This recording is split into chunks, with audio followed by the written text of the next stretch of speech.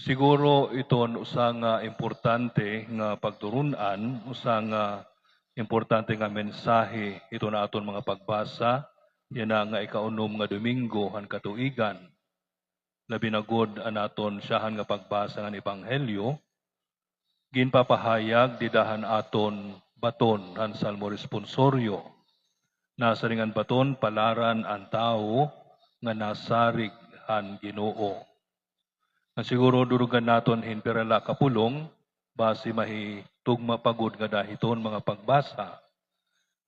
Iton pinakatema amo nga palaran ang tao nga nasarig han Ginoo labaw han nga tanan. Palaran ang tao nga nasarig han Ginoo labaw han nga tanan. Diyan aton siyahan nga pagbasa, tikang han basahan ni Manarag na Jeremias, naghihimang raw hiyahan na pagsirot haton mga tao nga napaya han Ginoo nga nasarig hanton mga tao.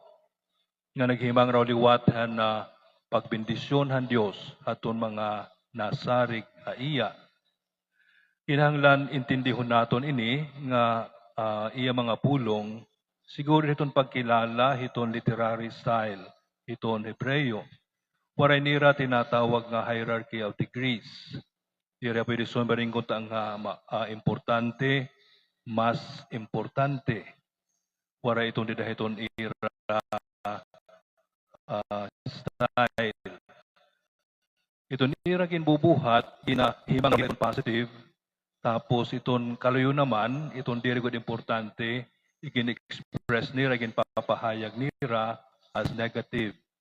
So, amo nga ni nga naghimang raw mahitungod hiton, diri angay tumuo, diri sa angay sumarig hiton tao, nga hiton pagsarig hiton Dios.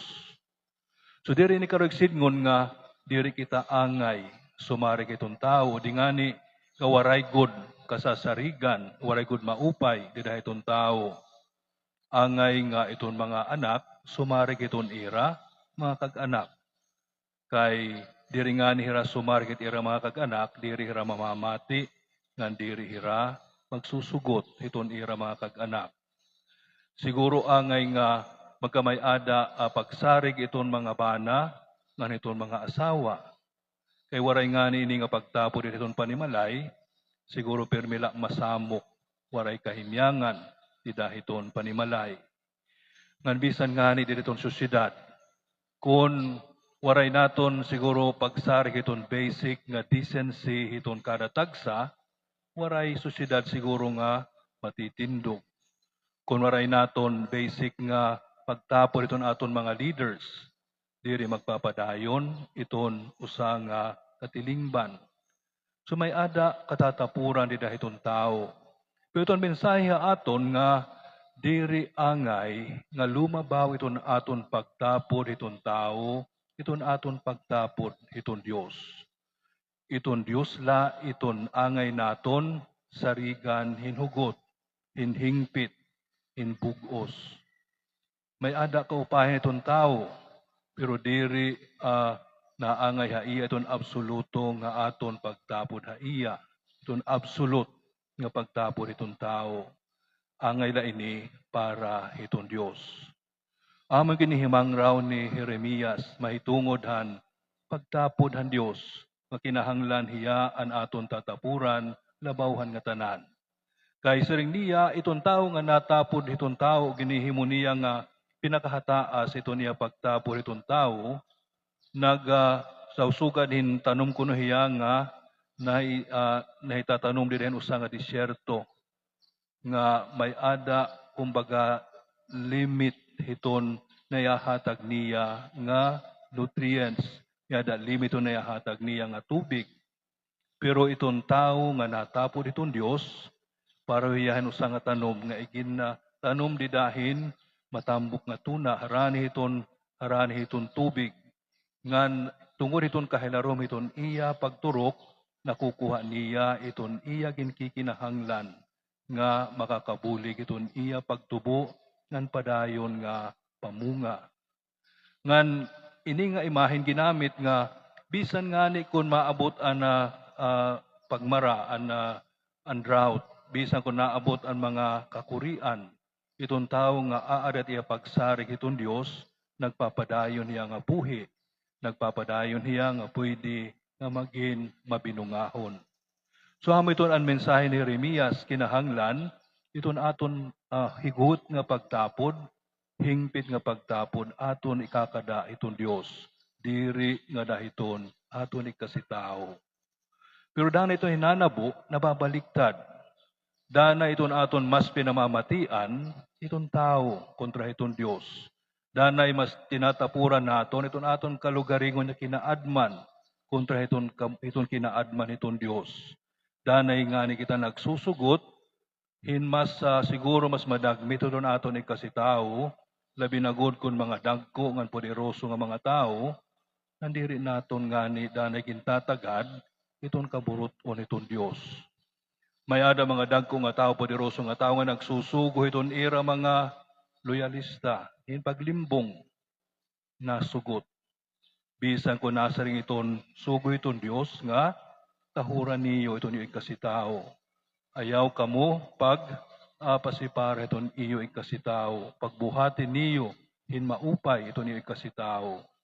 Danay mas pinamamatian hiton tao, iton kinaadman hiton tao, kontra hiton kinaadman hiton Dios. Ngan amo ang ginihimang raw ni Jeremias, nag-uukoy hiya, sugad hin pag-ukoy di hiton tanom, iton mamara nga tuna. Kay hakatapusan, magdadara ini hiton pagkahibang na iya. Nanamuliwat ini iton mensahe nga igin na ahataghan naton ebanghelyo. Nasa ring Jesus palaran adton mga kablas, palaran adton mga ginugutom, adton mga nagtatangis, palaran adton mga ginsasalikway tungod haiya. Kon diri naton angay nga igbutang iton aton bugos nga pagtapod, iton aton ikasitao, labi na siguro nga diri naton angay igbutang iton aton bugos nga pagtapod, iton mga butang, iton bahandi. Ito na aton pagin kontento, ito na aton kahimtang, yan na nga panahon, o hindi dahil ito na aton presente nga kahimtang. Ito na aton pagkita nga nababaton ito nga tanan, nga aton lawas ito nga panginahanglan.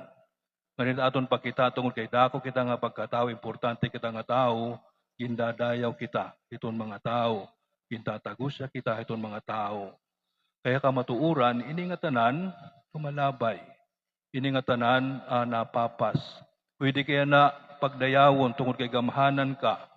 Mawari mo na nga ni gahom, pwede ka liwat pagpakarauton itong mga tao. Pwede kaya na nalilipay tungod kay kumpleto itong imo mga panginahanglan.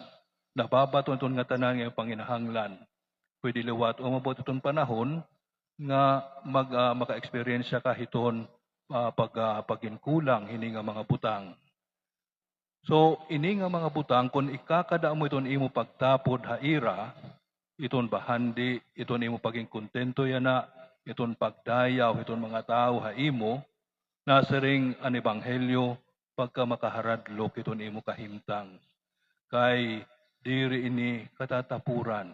Ini nga mga butang lumalabay. Pwede makahatag ha imong benepisyo, pero ini nga benepisyo limitado, ngan diri magpapadayon. Ngan pwede makahatag kayong benepisyo dinhi kalibutan, pero diri magdadara imo nga tuhan hingpit nga kinabuhi, nga tuhan hingpit nga kalinaw. So nasa ring Jesus palaran aton mga kablas, adton nakakaagi di dahaiya ang tinuod nga karikuhan. Palaran aton mga ginugutom, aton nakakaagi di dahaiya, aton makakabaton iton iya mga panginahanglan. Palaran aton mga masulubon, ato nakakaagi dahaira itong tinuod nga pagliaw. Ngan palaran aton mga ginsasalikway tungod haiya, tungod itong kamatinumanon haiya. Kay iton iya pag-ukuhin sugad niya kinabuhi, diri napapas. Iton pagtagusya, iton pagkarawat iton Dios, iton pagkilala, iton pagpasidungog iton Dios, iton tao nga sugad itong kinabuhi ni diri nababalhin.